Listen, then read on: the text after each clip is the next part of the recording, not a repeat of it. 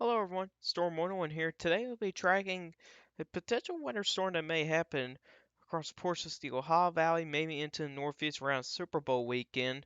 There's quite a bit of uncertainty with that system. A lot of people have been talking about that, so we'll be talking about that as well. And we're also going to be taking a look into there could be a major Arctic outbreak over a good chunk of the northern United States here that could bring in some very chilly temperatures here and there as well. We'll be taking a look to both of those. But first, check out what's been going on so far for a winter storm here that's still ongoing. This has been going on for multiple days now.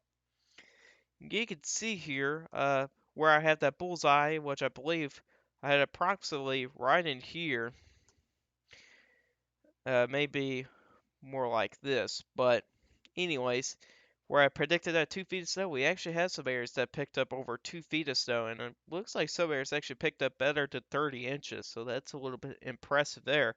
We also had quite a bit of snow happen, really a good chunk of Massachusetts, Connecticut, northern New Jersey, and eastern Pennsylvania were the hardest hit state areas from this winter storm. But I also want to look into this cutoff. Just look at this cutoff here.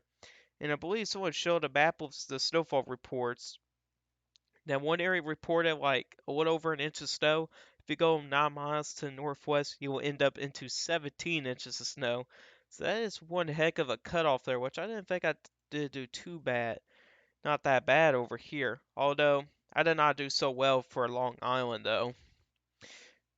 The amounts were more than expected for my forecast. And keep in mind, this winter storm is still going. It ain't over yet. Right now, most of your snow is across Maine as of right now, so the winter storm isn't over yet. But so far, this forecast has been doing all right, which I do understand that some people are probably frustrated here around Washington. And I believe I was predicting Washington for 8 to 12 inches. Well, most areas actually end up 4 to 6 inches of snow, so that's very pretty bad luck there, to say the least. But do apologize for some of the folks that might get frustrated or whatever. But that's just pretty much part of forecasting. You're going to get some things right, you're going to get some things wrong.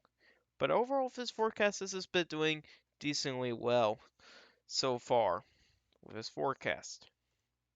So let's now take a look to the European model, and we'll start off with this system here, which could bring in a pretty good wave of snow across really Michigan, up Wisconsin, maybe into portions of Minnesota and Iowa. May get a pretty good wave of snow. Several inches may be a possibility for some of these regions here. It's also going to be a decently strong low, so there could be some gusty winds on the backside there. Will there be blizzard conditions? There may be, but we'll see about that. It's also going to be very windy in the warm sector. We'll probably talk about wind gusts as possibly as high as 50 miles an hour. But with this cold front here, with the dynamics here, there may be a chance we can exceed 50 miles an hour in some regions here. So if you live in some of these regions here, just be cautious about the gusty winds that have been going on really on Thursday. So watch out for that, especially Thursday night. That's probably when some of the gustiest winds will be across those areas. Severe weather threat is not expected with the setup here. We don't have any instability. The dew point numbers are very low, so that's the good news there with this setup. But it could also bring a pretty decent amount of snow across the upper Midwest and Great Lakes. So yeah, on that. Then we gotta watch for this one here. So there's gonna be two pieces of energy. You got one here, so you get a low that kind of passes through Oklahoma, maybe into as far south as Texas. Got a pretty decent wave of snow here, but you also gonna have another low developing somewhere in the Gulf Coast region here. And eventually these two here are going to get pretty close together and may actually join forces just a little bit here. And this is really Sunday morning. And you can see here you got 1003 millibar low, not that strong, but it does show a healthy amount of snow across Virginia, West Virginia, portions of Maryland, which I may not buy that just yet. But you also have an upper level low right here. You got your main low right here, which this upper level low is going to be transferring its energy to the other low. And this seems a pretty similar setup to what we're experiencing right now, which is about over with. But you can see here, it's definitely a little bit similar here. You get a pretty strong low. Some of these areas here could see another good amount of snow here. But we do have some uncertainties with this system. We got different solutions with that, which we'll show you guys that now.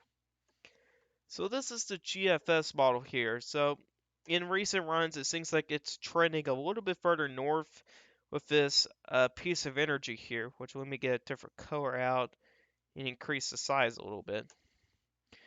So your low will be developing somewhere around the Gulf Coast states. Then you get another wave of energy just to the north of it, bringing in some snow showers across portions of the mid-Mississippi Valley, portions of the Midwest. And this upper level low will be somewhere around it here. And then this low here pretty much just goes off to sea here. But the GFS has an issue with progression.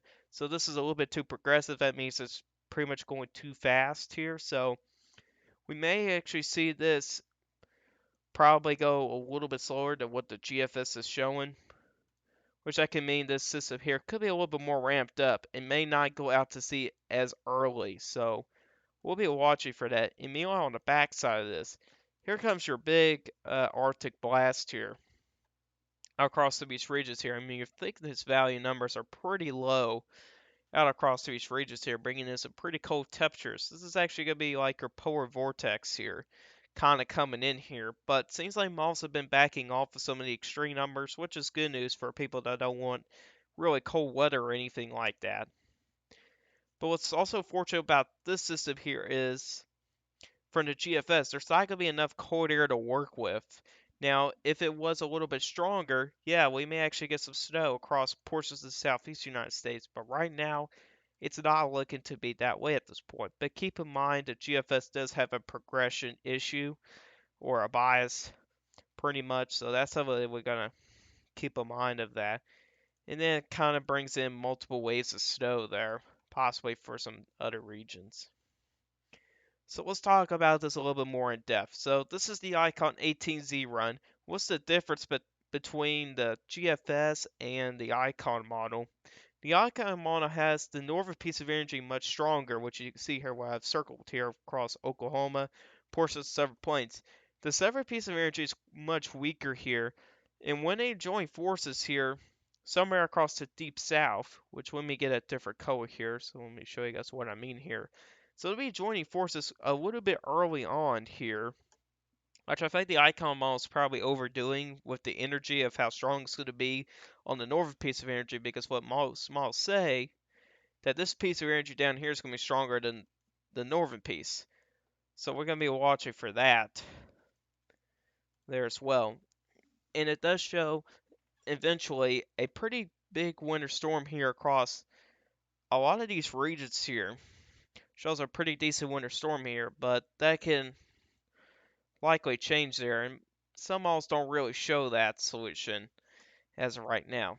And with the GFS being pretty progressive, which this is like the 12Z run where I've circled here, and the only difference here between, the old run and the new run, we actually had a stronger piece of energy here.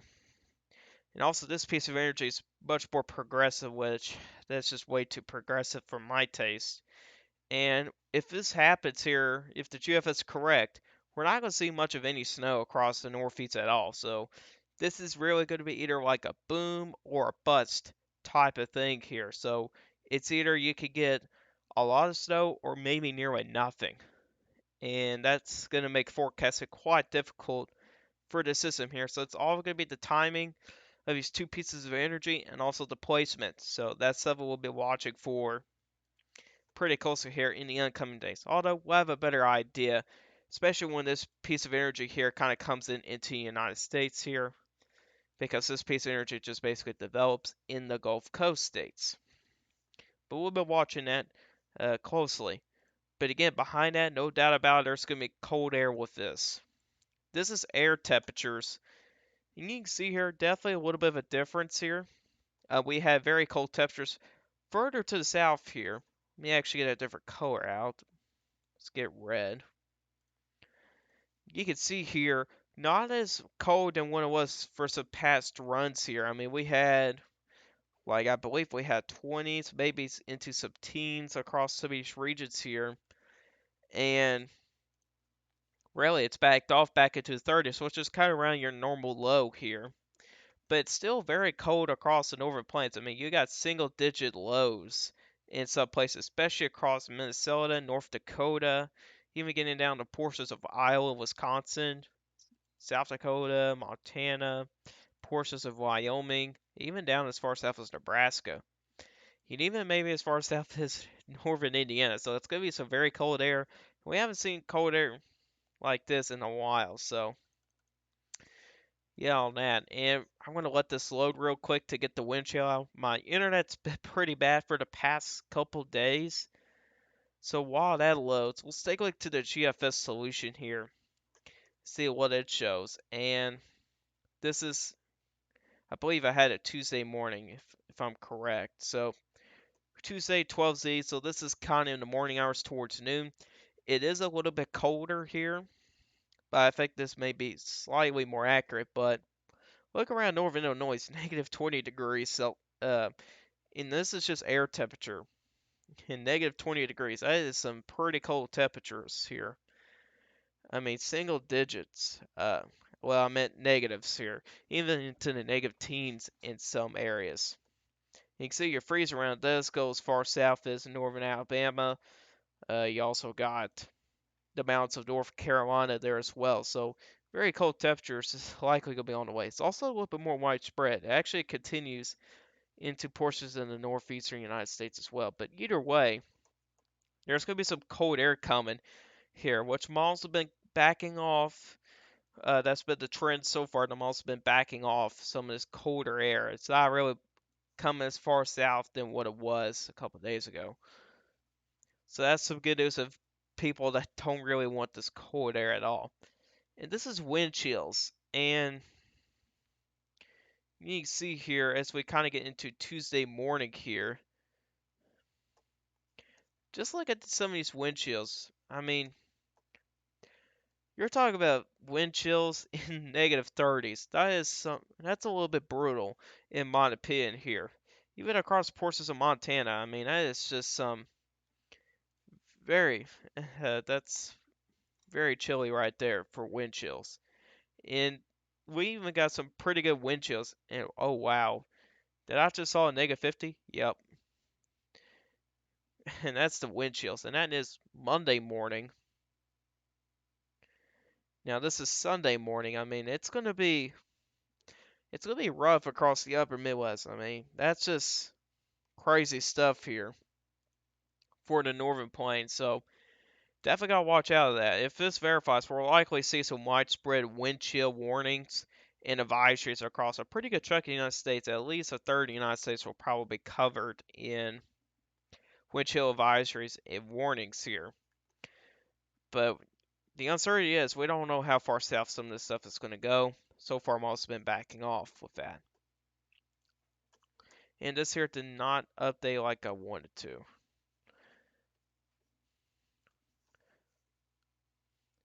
Well, I guess while that loads, let's just take a little layer down the road with these wind chills. So, by the European model, let's take a look at the upper Midwest. Looks like there's going to be some pretty, I mean, that's some impressive wind chills. Well, it's not that impressive, but I mean, negative teens. I mean, that's some serious wind chills already for Friday morning. And it just gets worse throughout Saturday. You get into negative 20s or negative 30. Sunday morning, it gets even worse, negative 50. To actually maybe a little bit overdone. I mean, just look up at Canada. I mean, negative 62 with wind chills. That's ridiculous.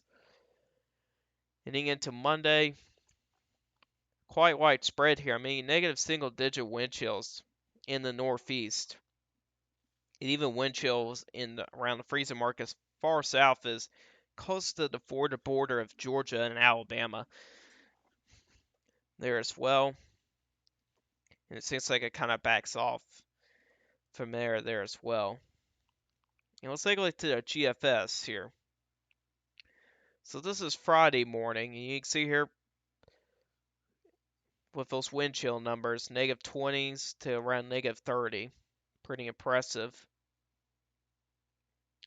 Then you get down around Sunday morning, it gets even worse around Minnesota, North Dakota, Wisconsin, Iowa, Northern Illinois.